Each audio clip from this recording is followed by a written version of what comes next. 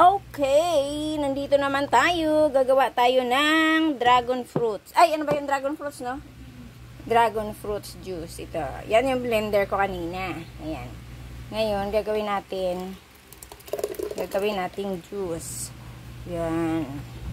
Lagyan natin siya ng tubig. Naalala niyo yung yung trending na dragon. Napakuha naman ng ito na. Dragon fruit shake sa Quiapo. Yung dragon fruit shake sa Quiapo. Ayan. Kaya isa araw may nabili ako na miracle fruit. Ay, dragon fruit. May nabili akong dragon fruit sa may naglalako dito. Kaya yun. Bumili ako. Ano siya? 40 pesos. Dalawa. Ang liit naman. Eh, okay lang. At least dragon fruits. Tapos, lagyan ko siya ng yellow. Masarap to eh pag ano.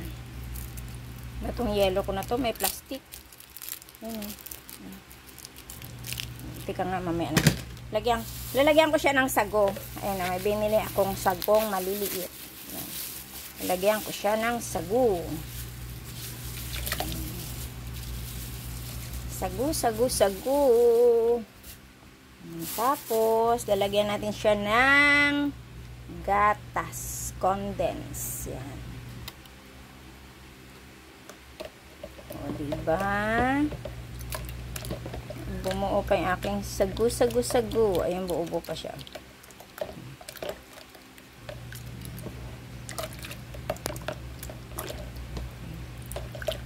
Yan. Nakakuha nga ng pahugas nga ako ng yelo ko. Yelo mo? Aray! Bumuo ang aking sago kasi luto na to, nilagay ko sa rep. Yan o, yan. Pag-iwalayin muna natin sila. Yun. Ay, mukha ako kasi paborito ko talaga yung sago. Yan o, mga nabuo. Kahihiwalayin lang natin sandali.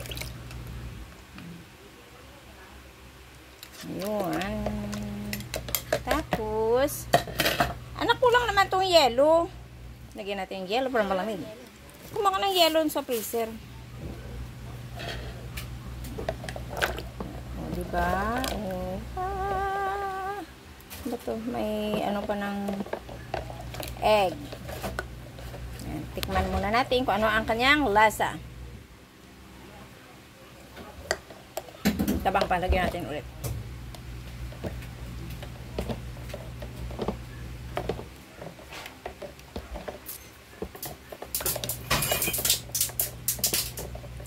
Okay, thank you very much for watching. Yan na pala, gawa tayo ng ating palamig. Okay. Ano, baka masobrahan ng tamis. Okay, thank you mga guys. Love you all, mga ka-FB Reels. Maraming salamat sa panunood. Saka wag sa kayong magsawang mag-follow sa aking mga kawalang kakwenta-kwentang mga video. Pero okay lang. Libangan lang yun.